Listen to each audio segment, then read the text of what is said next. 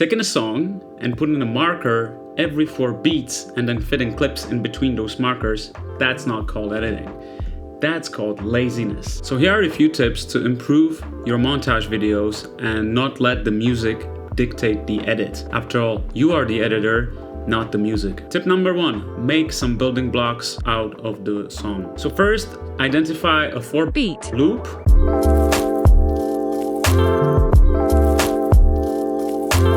Then drop it into another track, duplicate it a bunch of times. You can use up and down arrow keys to navigate the timeline. It makes this looping way faster. If we want to make like a 30-second song for an ad, I can take the intro, I can take the first 4, and I can take the ending and see how it fits. Okay, we can see, because how we did it really quick, there's gonna be some manual work to be done. We can see maybe, and it lines up. I made myself a minute-long clip. If I wanted it shorter, I could just take out those 2 blocks, and I made it 20 seconds shorter. Basically, what you want is just to keep the rhythm the same. So these are the building blocks. I think it's a really cool feature to use. Tip number 2 is that sometimes a frame is not small enough resolution. You're trying to cut on a kick drum, but it's jumping over it, like so. This is just 1 frame. I can't get it anywhere. So I jump in the Fairlight, I right-click the timecode, and press samples. I zoom in a little further, and now cut on the kick drum, because if I go back to this, you see that I'm jumping over it. Okay, this is slightly advanced, but tip number 3 is to divide the video into some kind of sections, pretty much. Make an intro, the main part, and an outro, or a pack shot if it's an ad, so you can actually work with that and cut your song in a way it fits this concept. So what I sometimes do, I don't do it all the time, but what I sometimes do is I put in a marker, I increase the duration.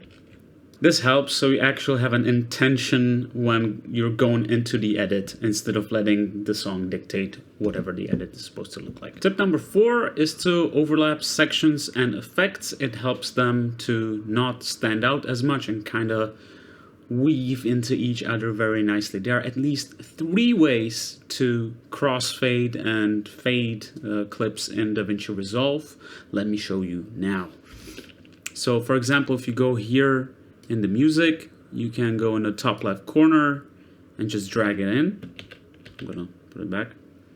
Secondly, once you see this arrow, you can alt click and alt click again and do a fade out like so. And thirdly, you can just use a default transition by pressing Ctrl T. It overrides the thing, but it fades it in, and it's pretty much the same.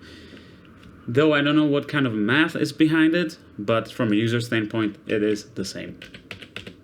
So tip number 5 is to actually vary the rhythm. Sometimes you will need to make something quick, and you will edit to the beat. But what you do is you actually double the rhythm or half the rhythm or the speed or abandon it altogether just to keep the audience on their toes.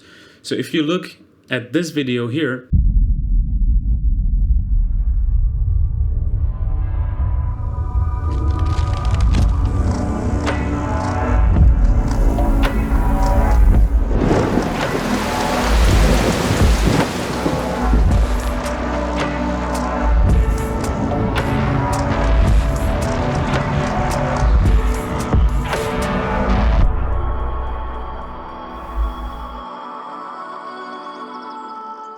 we make an intro without the music, it fades in, it cuts to the beat, the tempo is doubled, then it's halved, then I abandon it altogether, and for the pack shot, I go back to it.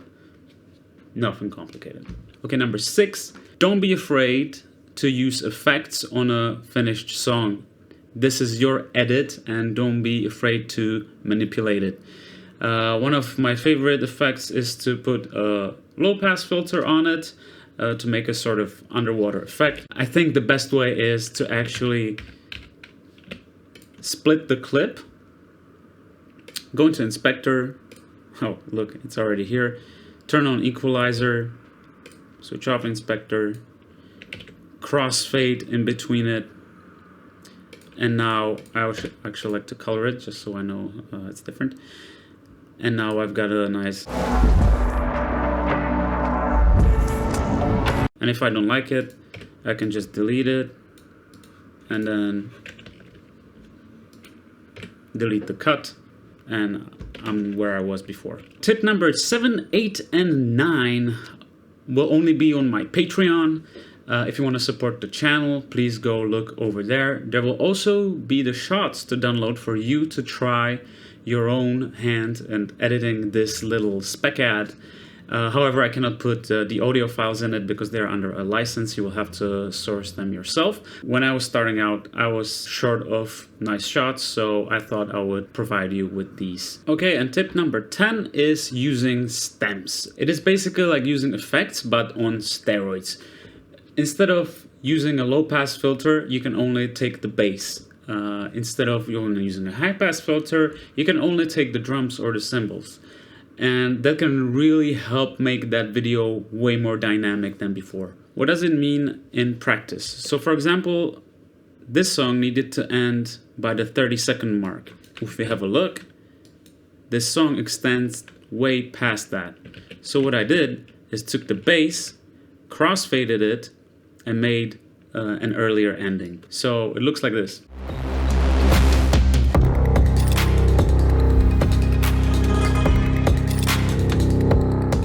So that's if I didn't do that.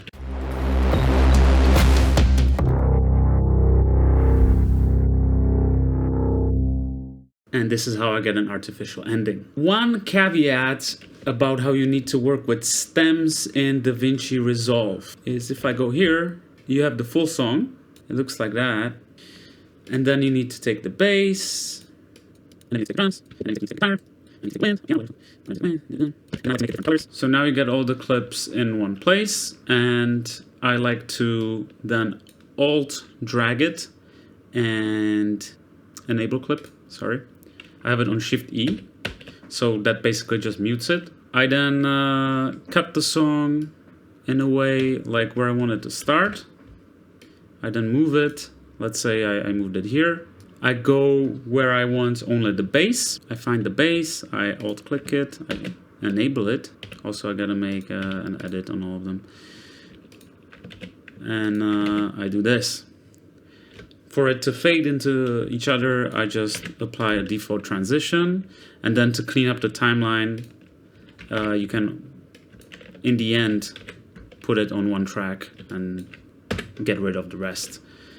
But that's basically how you work with it in DaVinci Resolve. I would like to ask Blackmagic to put in an option of just dragging with an Alt dragging, Control dragging, or Shift dragging these things on different tracks.